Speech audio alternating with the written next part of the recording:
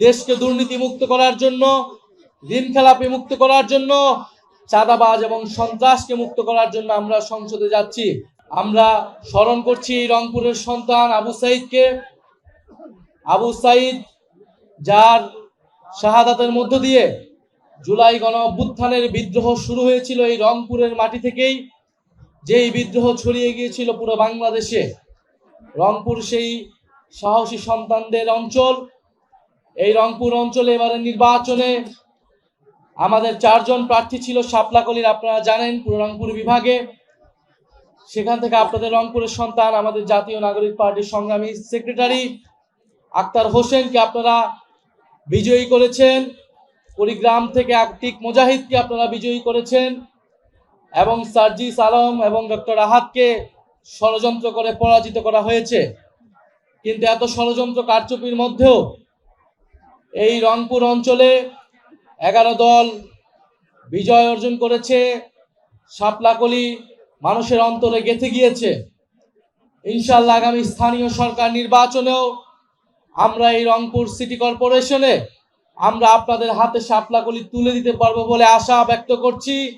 এই Rangpur city কর্পোরেশনে Shaplakoli election করবে, বিজয় লাভ করবে এবং স্থানীয় সরকারের জন্য নির্বাচনের জন্য আপনাদের জন্য চমক অপেক্ষা করবে। আমরা সময় মতো সেটা আপনাদের কাছে উপস্থাপন করব।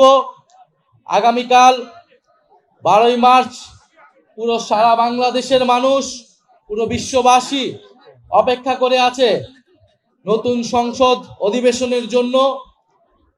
হাজারো মানুষের রক্তের উপর দিয়ে জুলাই গণ অভ্যুত্থানের মধ্য দিয়ে এই নির্বাচন, গণভোট এবং এই নতুন সরকার এবং নতুন সংসদ গঠিত হয়েছে। ফলে আমাদের প্রত্যাশা থাকবে, শুধু প্রত্যাশা নয়, আমাদের দাবি এবং আমরা অবশ্যই সেটা আদায় করে ছাড়বো। সেটা হচ্ছে সংস্কারের দাবি, সংবিধান সংস্কার পরিষদের দাবি, উচ্চ কক্ষের দাবি এবং নতুন বাংলাদেশের দাবি। আগামী দিন থেকে শুরু হবে সেই সংবিধান সংস্কার পরিষদের যাত্রা। আমরা আশা করছি সরকার দল শপথ নিতে সম্মত হবে এবং যে পুরনো রাষ্ট্রপতি, সেই রাষ্ট্রপতিকে সরিয়ে নতুন রাষ্ট্রপতি নির্বাচনের আয়োজন শুরু করা হবে, উদ্যোগ গ্রহণ করা হবে। যদি এর কোনো ব্যত্যয় ঘটে, আপনারা সবই দেখছেন, সবই বুঝেন, সবই জানেন, কারা এর জন্য দায়ী, কারা বাধা তৈরি করবে, আপনারা সেগুলো দেখবেন। আপনাদের প্রতি আহ্বান থাকবে, আপনারা যার যার জায়গা থেকে সোচ্চার হবেন।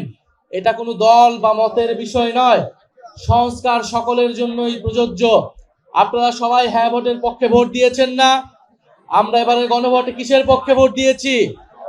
আমরা হ্যাঁর পক্ষে ভোট দিয়েছি, দল মত নির্বিশেষে। ফলে সেই হ্যাঁকে কার্যকর করা এই সংসদের অন্যতম দায়িত্ব। সেই দায়িত্ব পালনের জন্য আমরা যাচ্ছি।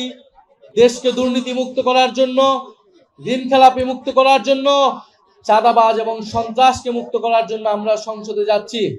সারা বাংলাদেশে আবার অর্থনৈতিক মন্দা শুরু হতে পারে, আন্তর্জাতিকভাবে যুদ্ধ শুরু হয়েছে। এই সময় দেশে যদি ঐক্য না থাকে, দেশকে এগিয়ে নিয়ে যাওয়া সম্ভব নয়। সরকার একা দেশ পরিচালনা করতে পারবে না। ফলে জাতীয় ঐক্য প্রয়োজন এবং সারা দেশে আমাদের মা বোনদের নিরাপত্তা বিঘ্নিত হচ্ছে। আপনারা জানেন, বিভিন্ন জায়গায় শিশু হত্যা হচ্ছে, নারীদেরকে ধর্ষণ করা হচ্ছে।